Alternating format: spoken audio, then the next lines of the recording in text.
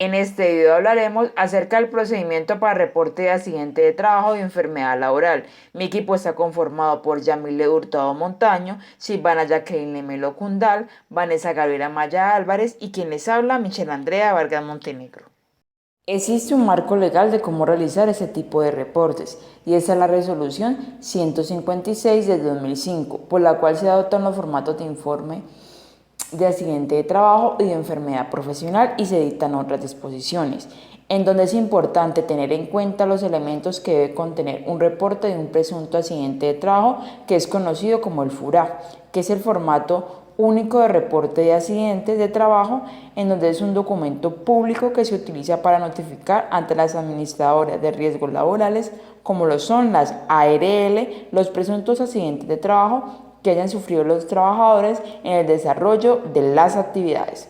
Ahora bien, existe otro documento que es el FUREP, que es el formato único de reporte de presunta enfermedad profesional creado por el Ministerio de la Protección Social para que las empresas, tanto públicas y privadas, informen a la ARL y a las demás entidades relacionadas con el Sistema General de Riesgos Laborales, el diagnóstico de las enfermedades que se consideren como origen laboral.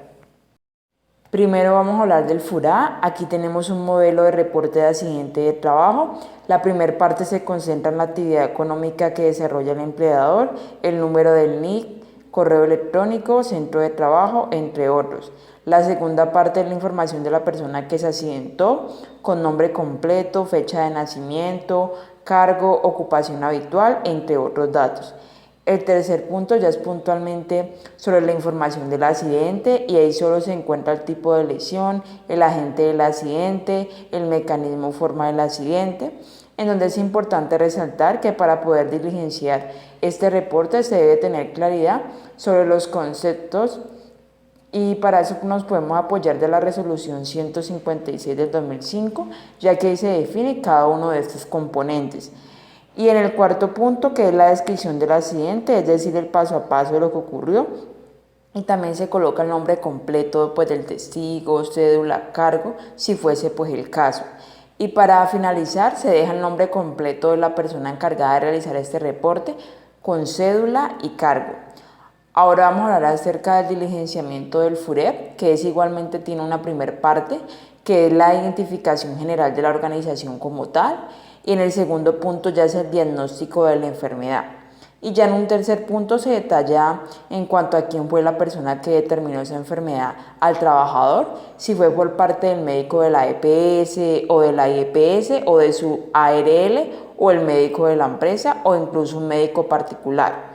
En el cuarto punto ya contempla la información sobre los factores de riesgos asociados a esta enfermedad y dependiendo del caso se determina cuál fue el origen, ya sea químico, físico, biológico, entre otros. Y también se habla de un cuarto punto que es de los monitoreos relacionados con la enfermedad, es decir, que se tenía implementado ya la empresa controles para mitigar el riesgo, si se hacían mediciones ambientales o estudios del puesto de trabajo y finalmente ya se coloca el nombre de la persona encargada de realizar este reporte. Entre las obligaciones de los empleadores y contratantes tenemos que deben diligenciar completamente el informe y cuentan con 2 días hábiles para realizar el reporte. Cualquier modificación en su contenido deberá darla a conocer a la administradora de riesgos profesionales, a la entidad promotora de salud, a la institución prestadora de servicios de salud y al trabajador. Además, deben notificar a dichas entidades en donde se encuentra afiliado el trabajador sobre la ocurrencia del accidente de trabajo o de la enfermedad profesional, y la copia del informe deberá suministrarse al trabajador y, cuando sea el caso, a la institución prestadora de servicios de salud que atienda a dichos eventos. Del informe de accidente de trabajo y enfermedad profesional. Los objetivos constan de, primero, dar aviso del evento ocurrido al trabajador ante las entidades competentes. 2. Servir como prueba en el inicio del proceso de la determinación del origen del evento por las instancias competentes. 3. Aportar elementos para iniciar la investigación. Debe adelantar la entidad administradora de riesgos profesionales sobre la ocurrencia del accidente de trabajo y de enfermedad profesional que haya causado la muerte del trabajador. 4. Facilitar el conocimiento de las causas, elementos y circunstancias del accidente de trabajo o de la enfermedad profesional. 5. Determinar las actividades de prevención de accidentes de trabajo y enfermedades profesionales. 6.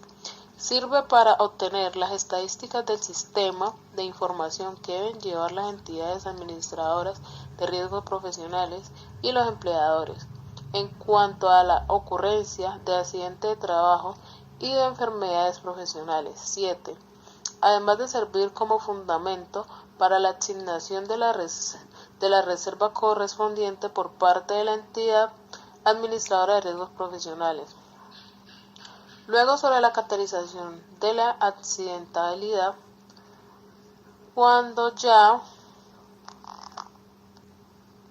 se origina los accidentes de trabajo o enfermedades profesionales o lo que hoy se conoce como enfermedades laborales, se hace una caracterización de accidentabilidad en donde es básicamente la recopilación de todo lo que pueda dentro del FURET y el FURAT, y son de suma importancia porque permite tener unas estadísticas y con base a eso se realizan las acciones correctivas para que el evento no vuelva a ocurrir, y es ahí donde se puede sacar una deducción del tipo de lesión que se presenta con mayor frecuencia, el tipo de peligro predominante, la parte del cuerpo más afectada.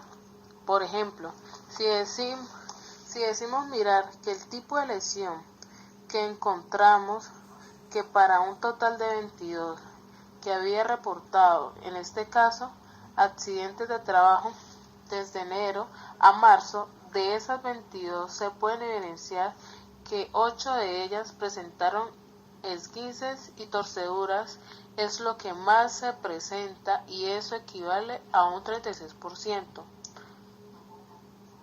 Por tanto, esta herramienta es esencial para mirar esas estadísticas que finalmente permite tomar decisiones asertivas para tomar medidas necesarias para que reduzcan el tipo de evento en el lugar de trabajo. Obligación del Estado respecto al reporte del accidente de trabajo y enfermedad laboral. El Estado tiene un papel fundamental en donde, de acuerdo al Convenio 160 de la Organización Internacional del Trabajo, aprobado por la Ley 76 del año 1988, obliga a reportar las estadísticas sobre la ocurrencia de accidentes de trabajo y enfermedad laboral. Por eso las organizaciones deben estar remitiendo con frecuencia a la Dirección Territorial del Ministerio de Trabajo estas estadísticas con el fin de generar estrategias que permitan lograr el bienestar integral de esa población trabajadora.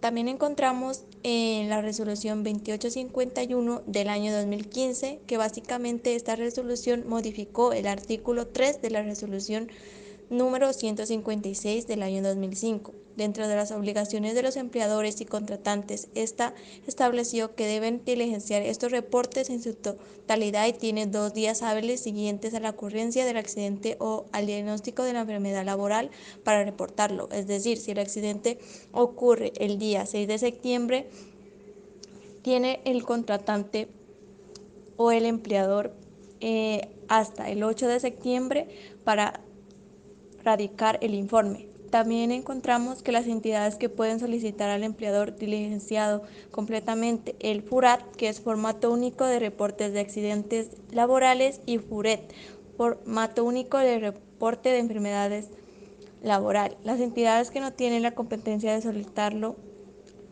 o solicitarle al empleador o el contratante, estos reportes son la administradora de riesgos laborales, entidades promotoras de salud, la institución prestadora de servicios de salud y el trabajador, anexando los correspondientes soportes en el cual tiene la facultad para exigirle al empleador ese reporte en su totalidad. En caso de que el empleador o contratante no suministre la información requerida en el plazo señalado, la entidad dará aviso a la correspondiente dirección territorial del Ministerio de Trabajo, a efecto de que se adelante la investigación. ¿Qué sucede cuando el empleador o contratante incumple con el informe del accidente de trabajo o el diagnóstico de la enfermedad laboral? Cuando no existe el informe del evento diligenciado por el empleador o contratante, se acepta el reporte del mismo presentado por el trabajador o por quien lo represente o a través de las personas interesadas.